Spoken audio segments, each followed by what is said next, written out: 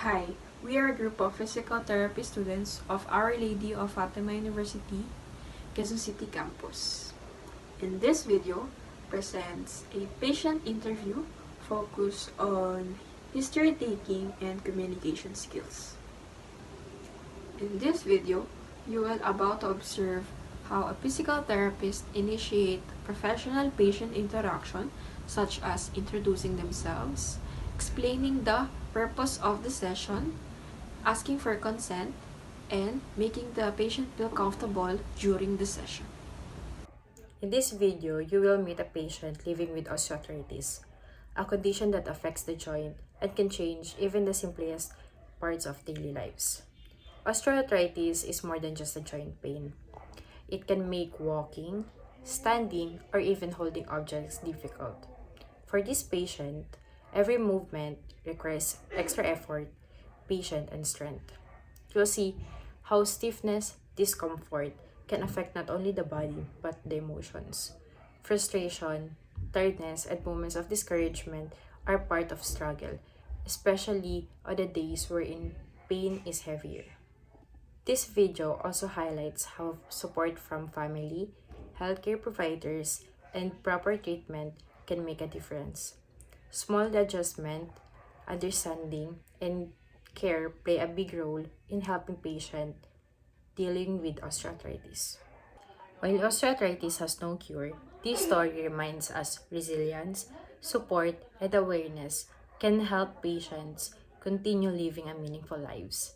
As you watch, we invite you to better understand their experience and the strength it takes to face every day.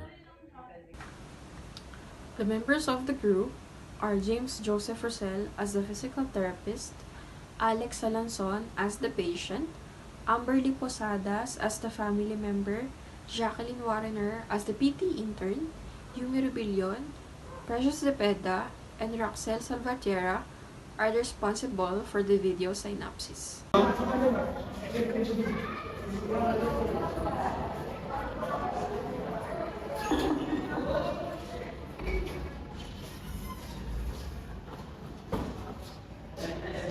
Magandang hapon po sa inyo. Ako po si James Joseph Marcel. Isa po ako physical therapist dito and may kasama po akong intern dito and siya po muna yung mag-aasikaso sa inyo. Bale, babalikan ko na lang po kayo mamaya, okay? Okay po. Magandang hapon po. Magandang hapon po. Ako po si Jacqueline and ako po yung intern dito. So, okay lang po ba na ako po yung mag-assist sa inyo? Opo.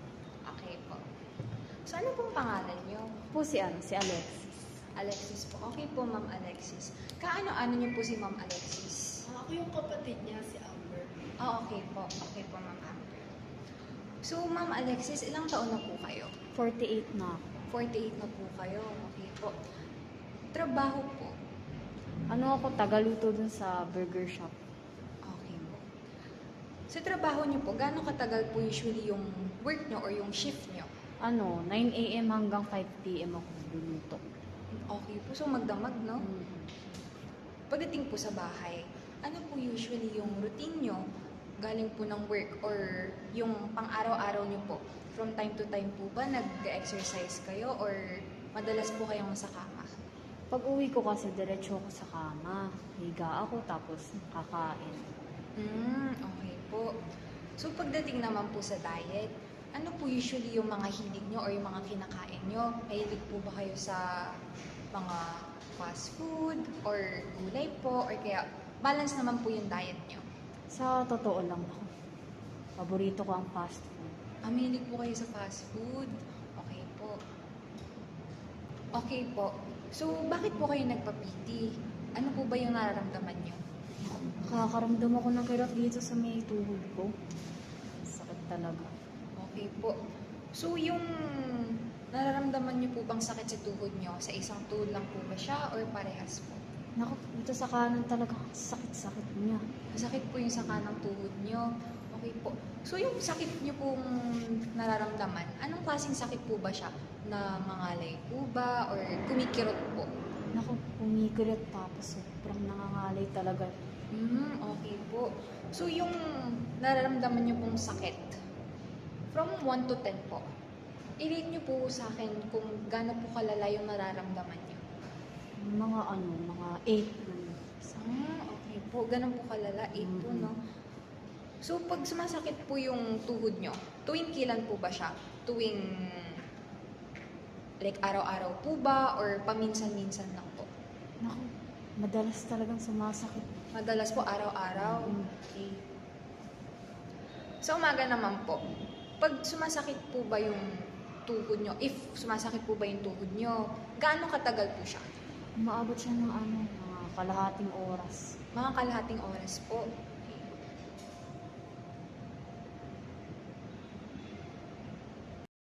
So, yung nararamdaman niyo pong sakit sa tuhod niyo, kailan po ba ito nagsimula?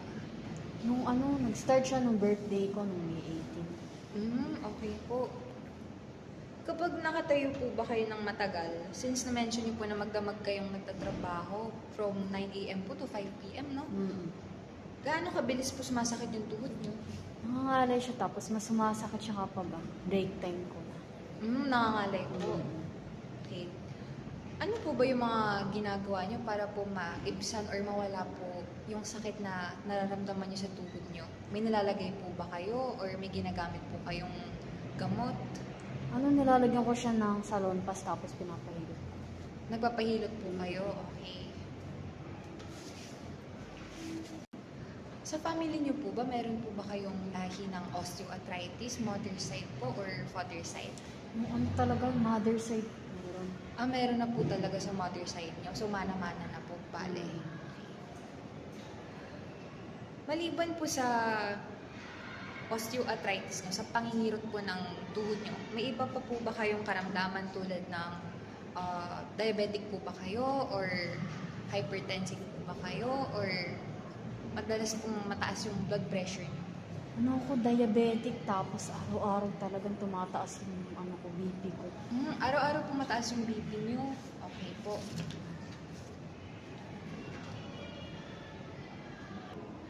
Ano pa po ba yung mga iba pa pong gawain na nahihirapan kayong gawin? Sa pang araw-araw na pagtatrabaho ko. Kasi nga, di ba, nakatayo lang ako, nagluluto. Hindi ako nahihirapan. Pagdamag po kasi kayong nakatayo, no?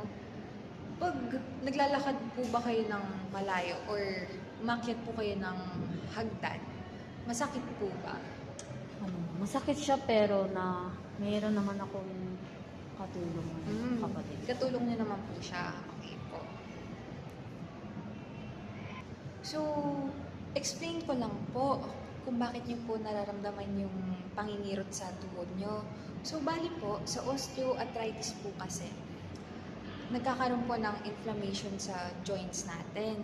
And dahil po doon, ang nangyayari po kasi is, yung tuhod po natin, meron lang po tayong limited na kaya niyang i-carry na weight. So, syempre, pag sumobra po yun, pwede pong magkaroon ng pressure, then mag-lead po sa friction. Tapos yung friction po na yun, syempre, doon po nag-i-start yung inflammation and namamaga. Kaya po, nararamdaman yung nararamdaman nyo pong pangingirot sa tuhod nyo, yun po yun. And besides po doon, since na-mention nyo din po na pag nasa bahay po kayo, madalas lang po kayong nakahiga sa kama. So, I think po na possible din po yun na reason kung bakit din po kayo nakakaramdam ng pangangalay sa tuhod. So, ano po ba ang plano nyo or yung gusto nyong mangyari? Gusto kong mawala na talaga yung sakit na nararamdaman ko. Para makapagluto na ako ng maayos. Hindi ko na-indahin yung sakit na nararamdaman ko araw-araw. Okay po, naiintindihan ko po. So, for the treatment po or intervention pong tinatawag natin, para po maibsan po yung nararamdaman yung sakit sa tuhod, si PT na lang pong mag-e-explain. Okay lang po ba? Okay lang po. Okay po. Sige po. Thank you po. Thank you. Magandang hapon po sa inyo. Kamusta po kayo? Okay lang. Okay naman? Okay. So, confirm ko lang po ulit na kayo ay nakakaramdam ng pangingirot at sakit sa tuhod ninyo. Okay. Okay, so explain ko lang din sa inyo na hindi natin totally mapapawala yung sakit na nararamdaman ninyo sa tuhod po ninyo. So, ang gagawin po natin, since hindi po natin siya mapapawala totally, ang gagawin natin is ipapalesen natin yung sakit na nararamdaman niyo sa tuhod niyo. So kung itutuloy niyo po yung PT session niyo dito, magbibigay po kami ng specific plan of care para kahit papano mabawasan po yung sakit na nararamdaman ninyo and mag-improve po yung activities or mga ginagawa nyo sa araw-araw. Okay po? Okay po. Okay. Thank you. Maraming salamat po. Alex has knee osteoarthritis caused by joint wear, long-standing hours, family history, and lifestyle factors. Osteoarthritis happens when the cartilage that cushions the joint slowly wears out. This causes the bones to rub against each other, leading to inflammation, causing pain, stiffness, swelling, and difficulty in moving. Over time, this condition affects her ability to work, walk comfortable, and do daily activities, lowering her quality of life. The treatment used focuses on physical therapy exercise to reduce pain, strengthen the muscles around the knee, and improve joint stability. Home exercises help support the knee and lessen stress on the joint, while proper activity modification helps prevent further damage to the patient's condition. Good communication between the patient and therapist is very important because it helps the therapist understand her pain, daily struggles, and goals. When the patient feels heard and understood, she becomes more confident and follows treatment better. Their communication also helps explain osteoarthritis properly to the patient, making the patient aware that this is a long-term condition that can be managed but needs discipline, lifestyle changes, and teamwork.